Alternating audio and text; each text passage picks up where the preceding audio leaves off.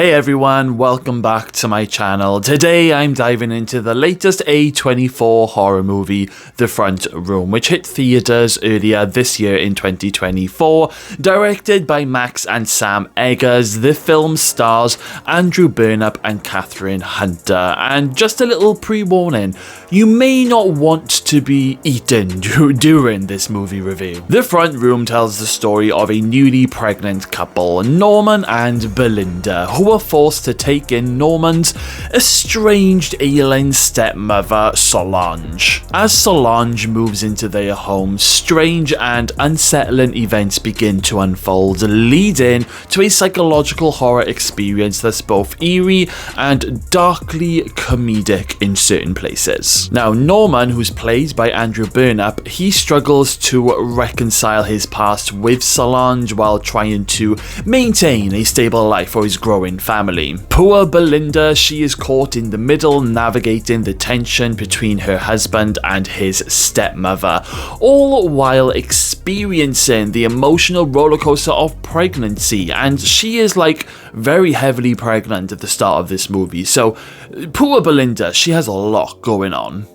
Now, first of all, I want to talk about what's good about the movie, because Catherine Hunter's performance as Solange is absolutely stellar. She brings a captivating, cartoonish energy to the role, making Solange both hilarious and certain times terrifying. Her ability to switch between sweet southern charm and then sinister manipulation is a highlight of the film. Another strong point is the film's unique blend of horror and the dark comedy. The absurdity of some of the situations and Solange's over-the-top antics provide some genuinely funny moments, which helps to balance out, the tension and the scares. I mean, there aren't that many scares, I will be honest with you, and I'll get onto that in just a moment. There is a lot of bodily fluid in this movie, and it all comes from Solange. There are moments where she is trying to be an absolute pain in the ass for both Norman and Belinda, in ways that are super gross. One example, she shits and pisses herself in bed through the night, and there's a lot of piss and shit.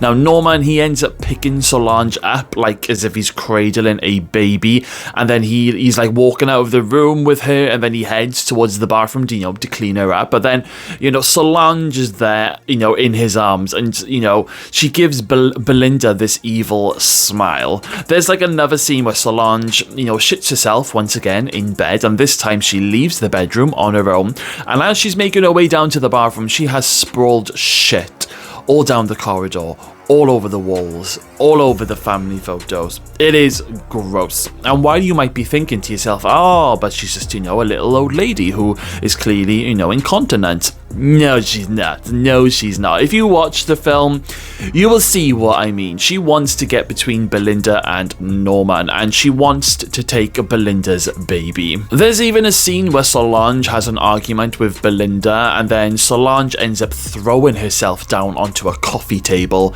and then accuses Belinda of attacking her. It's like proper messed up. Literally the mother-in-law from hell. Now, the cinematography and the production design are also worth mentioning. I mean, the use of the claustrophobic spaces and dim lighting does create an atmosphere of unease that does complement the film's themes at certain points.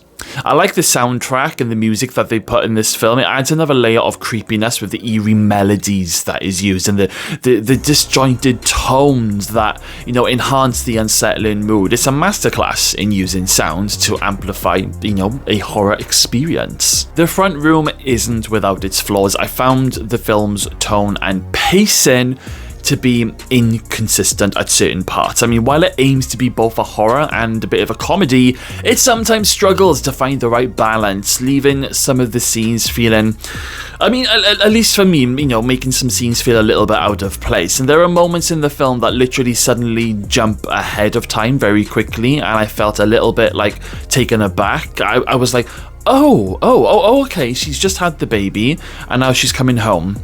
Like, what the hell? And then Solange, she's got these like strange people over in the house, and like, who the hell are these people? Some scenes also drag on a little bit and the narrative can feel a little disjointed at times, and when that happens, my mind can wander, and I may even end up, reaching for my mobile phone just to check for some, notifications, and that is dangerous territory when you're watching a film. Also, now the film's exploration of deeper themes like generational trauma and racial tensions feels sort of undeveloped in the film. I think it's obvious that Solange is a racist character pretty early on in the film, and we do get a very intense scene in the dining room between Solange and Belinda at one point, but I felt that showdown, it ended up turning into a comedy moment where Solange is on the ground, and when you've got Belinda demonstrating on how to say her name properly, she's like, it's Belinda, and I just felt like it was a little bit of a slap in the face for anyone who experiences racism, because racism is not funny. It's absolutely diabolical, and while films can, educate people in this field, in my own personal opinion, it shouldn't be turned into, comedic value.